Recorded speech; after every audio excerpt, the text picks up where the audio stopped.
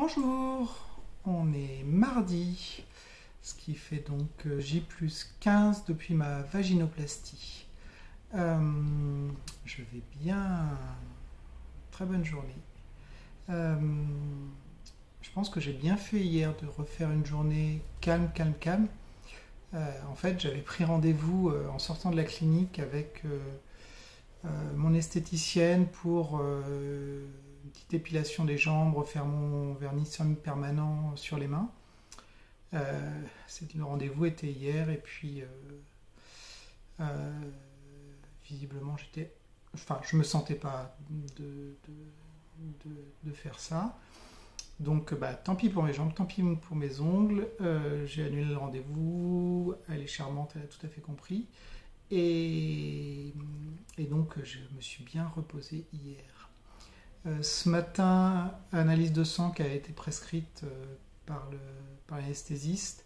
A priori, j'ai un petit déficit en globules rouges, hématie, hématocrite. Je suis un peu en dessous de la normale. Normalement, il a reçu les analyses, donc on va voir si il me contacte pour y remédier ou pas. Ça explique aussi sans doute que je m'essouffle vite. Et je pense que le fait de porter un masque, ça aide pas parce que ça aide pas les échanges d'oxygène. Voilà. Mais à part ça, tout va bien. Je suis super contente. Tout à l'heure avec Marie, on a été chercher la pièce que j'ai fait faire pour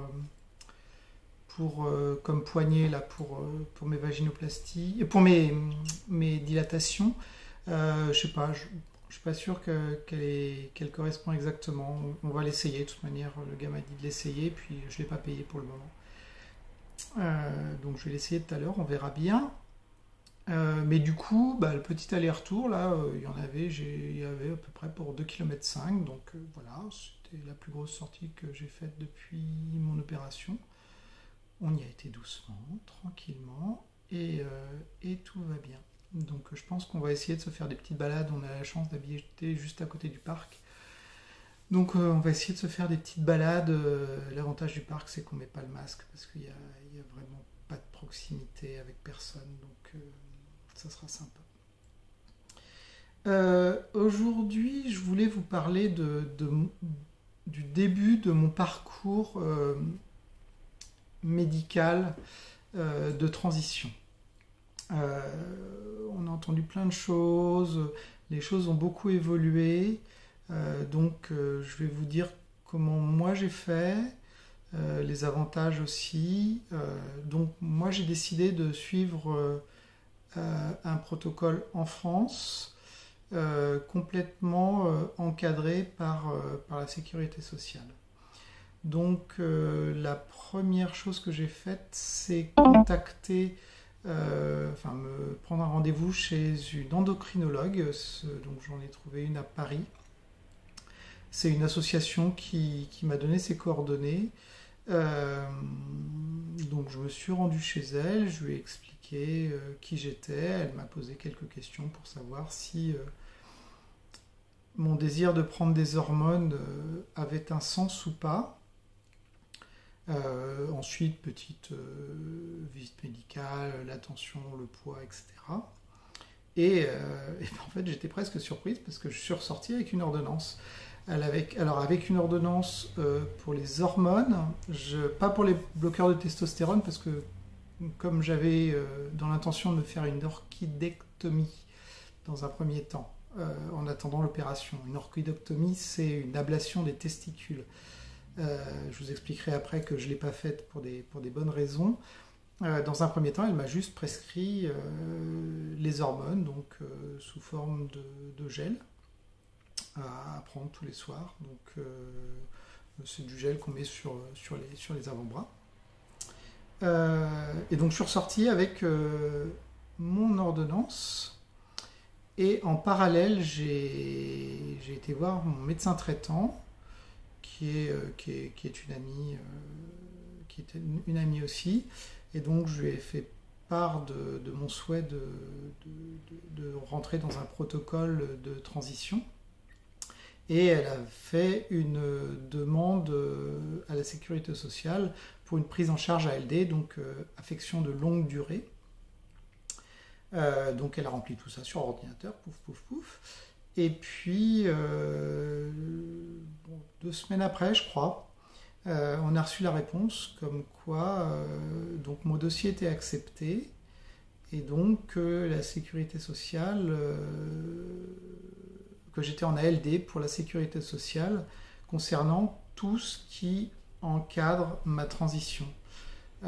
Et là, je dois avouer que en fait, heureusement qu'on est en France et on peut cracher sur plein de choses, mais franchement, quand on est dans ma position, et il doit y avoir plein d'autres cas comme ça, hein, sur d'autres choses que la transidentité, et ben, le fait d'être en ALD, tous mes soins sont pris en charge à 100%. Tous les soins, bien sûr, qui sont en rapport avec la transition. Ça va jusqu'à l'épilation laser, c'est-à-dire que l'épilation laser sur le visage, sur le haut du corps, alors pas les jambes, mais faite par un médecin. Il faut trouver les médecins, mais faite par un médecin. Je donne ma carte vitale et tout ça est pris en charge par la Sécu. Je n'ai pas dépensé un centime, même si j'en avais fait avant que j'avais payé moi-même. Depuis, toutes les épilations laser que j'ai fait depuis ont été à 100% payées par la Sécu. J'ai même pas eu à avancer l'argent. De la même façon, pour l'instant, je n'ai pas commencé l'orthophonie pour essayer d'avoir une voix qui corresponde un peu plus aux standards féminins. Mais quand je vais avoir trouvé l'orthophoniste qui a le temps de s'occuper de moi, pareil, c'est des choses qui sont prises en charge par la Sécu. Donc voilà, donc, je ne vais pas vous raconter tout le parcours, je pense que je referai peut-être une vidéo, peut-être demain. Mais voilà, ça a commencé comme ça. Endocrinologue ouvert d'esprit, on ne peut pas taper à toutes les portes, et je peux vous assurer que pour en avoir rencontré après, le parcours est certainement pas aussi simple. Donc il faut bien se renseigner auprès des associations pour taper à la bonne porte. Mais si on tape à la bonne porte, qu'on est une personne, si la démarche est cohérente, moi je suis sorti le premier jour, le premier rendez-vous avec une ordonnance pour les hormones, et ensuite avec le médecin traitant, et ben pareil, c'est une question de cohérence de la démarche. À partir du moment où la démarche est cohérente, le médecin traitant fait le dossier en indiquant que cette démarche lui semble tout à fait appropriée, et ensuite on a cette prise en charge, et ça simplifie beaucoup les démarches après. Et puis c'est financièrement quelque chose qui soulage un petit peu, hein. Donc si l'argent est moins un problème, ça facilite un petit peu cette transition. Voilà, c'est ce que je voulais vous raconter aujourd'hui. Je vous raconterai sans doute le reste du parcours qui m'a conduit à la chirurgie demain. Merci à tous ceux qui me suivent. Si vous avez des commentaires, vous les mettez en dessous, où vous voulez, les petits likes et tout, comme vous voulez. C'est pas le problème. Voilà, et puis merci à tous les petits mots à côté. Voilà. En tout cas, je me sens super bien. Je sais que tout n'est pas fini, mais c'est une super journée. Voilà, je vous embrasse.